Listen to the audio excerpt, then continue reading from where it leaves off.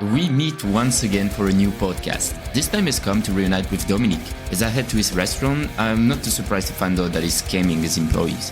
I decide to drop a bombshell by revealing the whole scheme. Keep your wings, le podcast. Chapter 14, Battlefield. I just pushed open the heavy door of Dominique's restaurant. I almost feel like I'm at home. A waffle stand occupies the entire left side of the restaurant. The smell instantly brings me back to all the hours I work in Taipei. Dozens of waffle packages are lined up on the same counter. Leonidas chocolate also take up a refrigerated space, where various Brussels beer project beers are displayed. In another corner, the walls are adorned with Tintin album posters. A real good feeling overwhelms me. I hadn't missed Belgium until now. I suppose it's because while I was working, talking about it so much, smelling the fries, preparing chocolate boxes, recommending Red My Lips over Creek to young women who didn't know much about beer, making Brussels waffle batter rice, and packing liégeoise 4x4, I always felt a bit at home. The restaurant had the capacity to host many diners, but for now, it was mostly empty. Great start, I thought. Hello, looking for Charles? I called to a Taiwanese bartender. Without responding, she called for Charles, who quickly emerged from the kitchen. It was strange, but just seeing him made me smile. He had that cheerful, laid-back way of walking, the relaxed vibe, often characteristic of Belgium. I had no doubt about his friendliness. Hey man, I'm Seb. We've chatted a few times on Facebook. I came to check out the place. Looks good. Yeah, the decor is nice. Want to try a beer? You must miss a good Belgian beer. Before I knew it, Charlotte poured me a golden drink that awakened my taste buds. Wow, this is not Taiwan beer, I said after my first sip. And how's the business here? Today it's true, it's calm, but some night we get a lot of people. It's crazy. Char, a true enthusiast, started explaining the different recipe he had worked on with Dominique. And Victor, a chef who had been there for a few months. I had to admit the menu was mouth-watering. Mussels, mitraillette, waffle pizza, pizza topping on Brussels waffle dough, hearty but original. The return of the croffle, croissant dough, cooked in waffle iron, toasted with powdered sugar or split often to fill with ham and cheese and Andalus sauce, and even Flemish stew. It brought back memories and made me want to indulge even more. Hey, who do we have here? Exclaimed a voice behind me. I turned around, surprised to hear someone else speaking French. It was Dominique, just as I had last seen him. Cap on, jeans, sneakers, looking busy without really being so. How are you, Seb? He asked, extending his hand. Lots to talk about, but yeah, overall I'm good. Shaking the hand that had underpaid me for months. Where were you before? Weren't you at the east? Yeah, I did the coast, then the south before coming here to Taichung. Did you see what happened in Hualien with the completely destroyed hotel? Yes, I was in Hualien during the earthquake. You really have no luck. Yeah. And where are you staying now? Well, I lost my bank card and I have to wait at least a week for it to be delivered by DHL to Taichung, so yeah, I'm a bit tight on cash. And where are you sleeping then? In a hostel near the night market. Listen, I have an idea. I have an apartment here in Taichung. If you want, you can stay there and in exchange, you can work a few hours at the restaurant to help Charles and Victor. You just have to do a bit of dishwashing. Why not? The deal was sealed. The next day, I took my things and returned to the restaurant. Dominique was waiting for me and took me to his apartment. Perfect. Felt like I had scored a great deal. No rent for a week. Sure, I would have to work, but wasn't too bad. I only had to help Charles after dark. Around 6 p.m., I headed to the restaurant. I walked in and no one was eating in the restaurant. Charles greeted me and said, It's very quiet at the moment. Have you eaten? Do you want something? I looked at the menu and decided to get a mitraillette with Flemish stew. Pretty good in the end. I still had to pay, but I got a small discount. After my meal, I kept chatting with Charles. Since the restaurant was slow, we took the opportunity to talk about Belgium, about our childhoods, favorite movies and student parties. We even remember our shameless passion for jump style.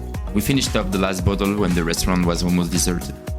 We hooked up a laptop to the speakers and blast hardcore vibes by DJ Kool. The evening went smoothly, but it was getting late and Charlotte had to work in the morning. I'm not even sure. We need to work tomorrow, if it remains that way. He called out. I'll stop by anyway, I told him, just in case we had a rush. You never know. The next day, right at 6 p.m., I show up at the restaurant. A miracle. There were some customers who seemed to know Charles well.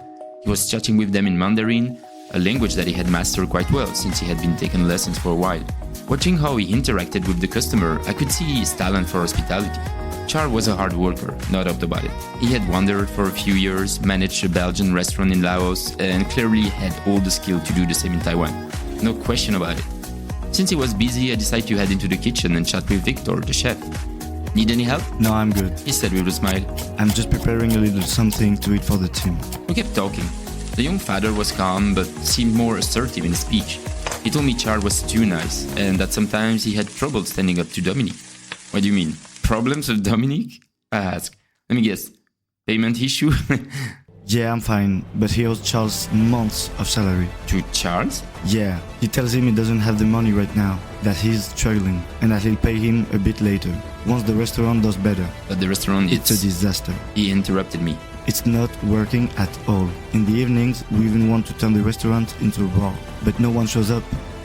It's not the kind of food that appeals to the Taiwanese. We get a few people who stop by, but it is mostly expats who come to eat here. I was speechless, yet not entirely surprised. Later that evening, I had a frank discussion with Charles. Man, have you heard about Theo? He was a guy who worked for Dominique in Taipei, right? Do you know where he left? Not really, but Dominique told me he hiked like a jerk and erased the waffle recipe from the board in the central kitchen. Theo left because Dominique owed him money. He didn't pay for his overtime and he scammed him several times, promising him things he never got. Promotion, a work visa, perks, and so on. None of it ever happened. I got scammed too, but I didn't invest part of my life into it.